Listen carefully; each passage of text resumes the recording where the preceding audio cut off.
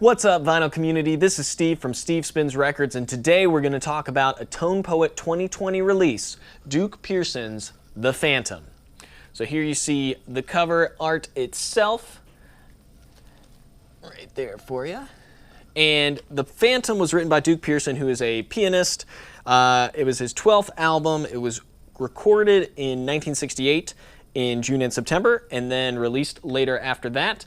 It is 38 minutes and 36 seconds long, and it is a very interesting album. So when I got this, I took a bit of a flyer on it. I'd heard of Duke Pearson before. I didn't really know much about it. I saw it in the Tone Poet series. I figured I couldn't go wrong, which I think is generally true of the Tone Poet releases. And I picked it up on a whim and said, okay, let's check it out and let's see what it's all about.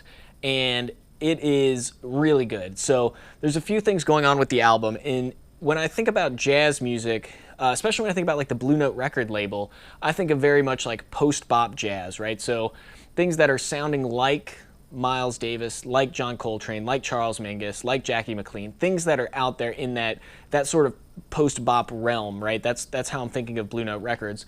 But when you hear this is much more tropical. This is much more exotic than some of those records, and there's a few reasons for that, mainly to do with the instruments and the instrumentalists on the record who are making the music. So I'll go through, just do a quick breakdown of the tracks themselves, of the musicians on the record, and then so I'll do a quick breakdown of the tracks themselves and of the musicians on the record, and we can go through and call out some interesting stories along the way. So on side one, you've got The Phantom, then Blues for Alvina, and then a song called Bunda Amaria. And the interesting thing about Bunda Amaria is it says that it translates into Little Yellow Streetcar, but in reality, it translates into yellow backside, right? Or actually more of a slang version of backside that I'm not allowed to say on YouTube, but it's also a type of donkey, right? So that's the true translation of Bunda Amaria from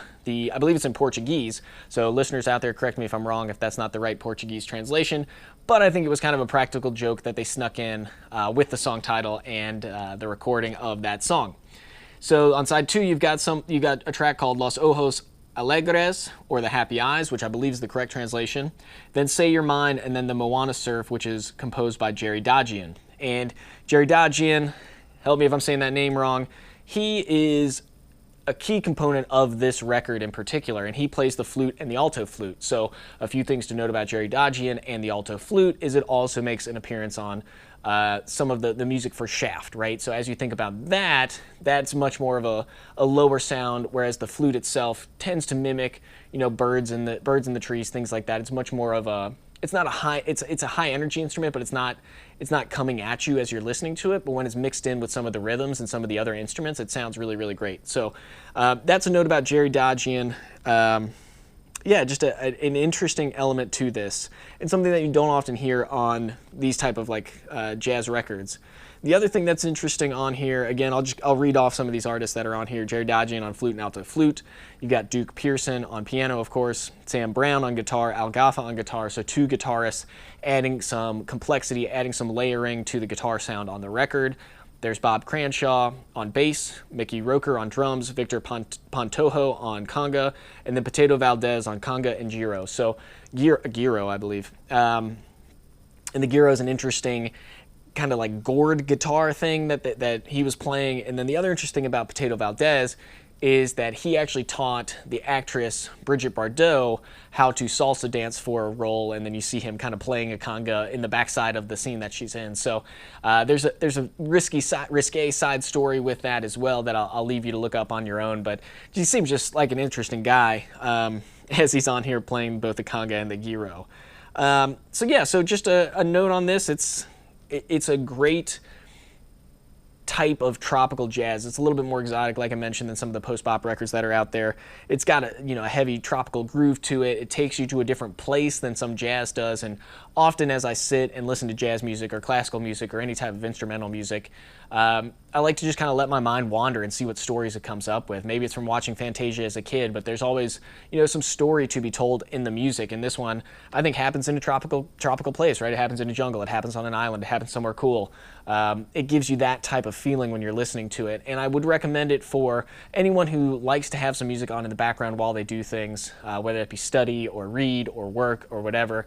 It's great for that, right? It takes you to kind of an interesting jungle place, and it's not necessarily always a happy jungle, right? So it's a bit of a moody jungle. It's a bit of a you know, exotic, and you know, there's some elements of danger to it. It's not just a walk on the beach. Like, you're going through the jungle and you're feeling and hearing things along the way. So that's the note I have for it, how I would describe it as I listen to it, and I'm definitely going to listen to it again.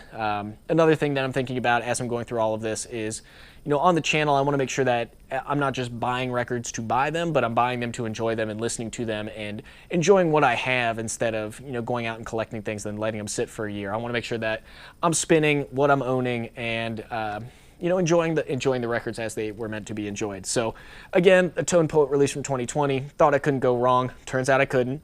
So thanks to the folks at Tone Poet for putting this together. This was another kind of a hidden gem, right? So the other thing that's interesting about this album is, yeah, I found it on accident. I found it on a flyer. But at the same time, if you were looking for this album, you're probably very happy that it was released from Tone Poet back into the wild on a reissue that you can get for around $30, right?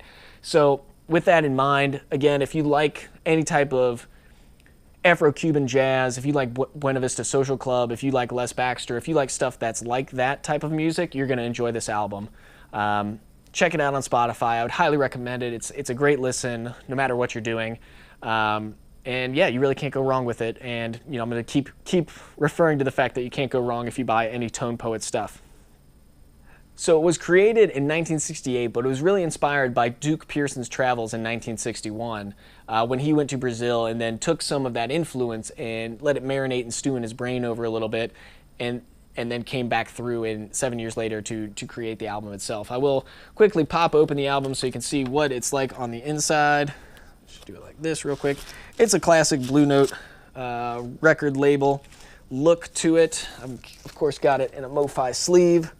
But here you can see, again, just that classic kind of Blue Note record label look to it. And again, 180 gram vinyl, mastered by Kevin Gray.